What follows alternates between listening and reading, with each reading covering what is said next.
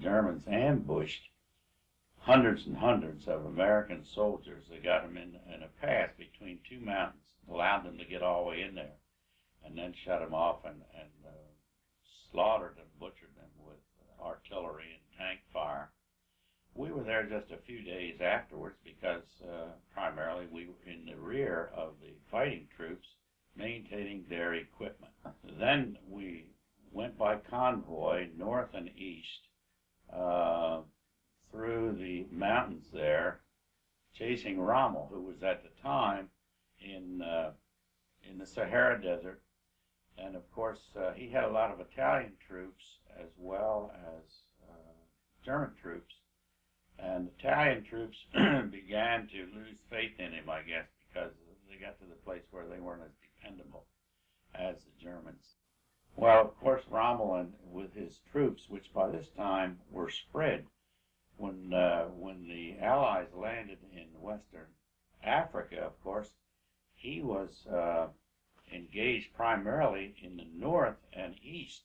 But then when they landed in the west, he had to immediately thin out his troops and try to fight a withdrawing action from two sides from the west. Rommel himself was killed while on that desert.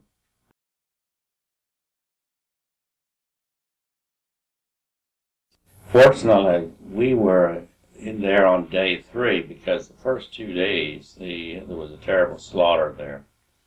The defense of the beach evidently was ideal, and was an awful lot of men lost there. So we sat there and had holes dug in the ground where we lived.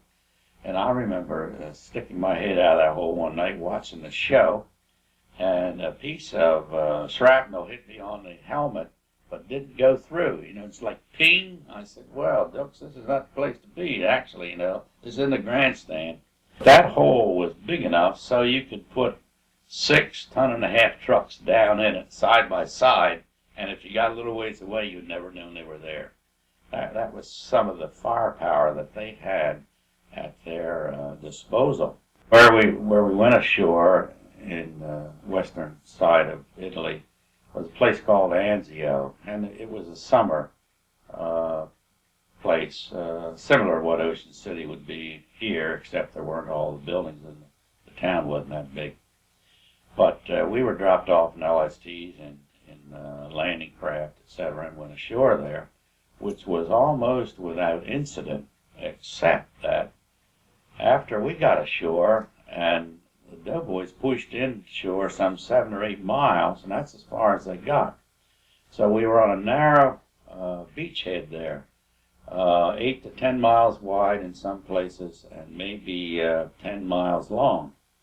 Well, that was up against a range of mountains, and the Germans, of course, and Italians had artillery emplacements up on this mountain and out of it. They had these gun emplacements dug back into the mountain, blasted out of the mountain, and of course they pull the guns out, fire them, and then pull them back on the railroad tracks. And this thing shot a projectile about 8 inches in diameter. And so these shells, 24 hours a day for about 3 months, would be whistling over our heads, most of them over our heads. I just happened to see a shell land on the first field hospital, and the first American nurse was killed there. Just happened to be looking in that direction and saw the explosion, and of course found out afterwards what had happened. I got to see some operas while I was there, which seemed strange to me. Here I was sitting there in fatigues alongside of some of these old ladies with their glasses on a stick, you know, watching the opera. We were in there, and gee whiz, we were cooking up a supper and having a good time when some MPs came in there and said, "What are you guys doing here?" Well, I was staying all night. He said, "Well, you are at least 2 miles ahead of the troops.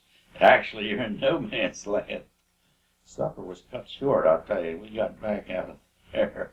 We had seen so much of death, dying by that time. One more death really didn't shake us up.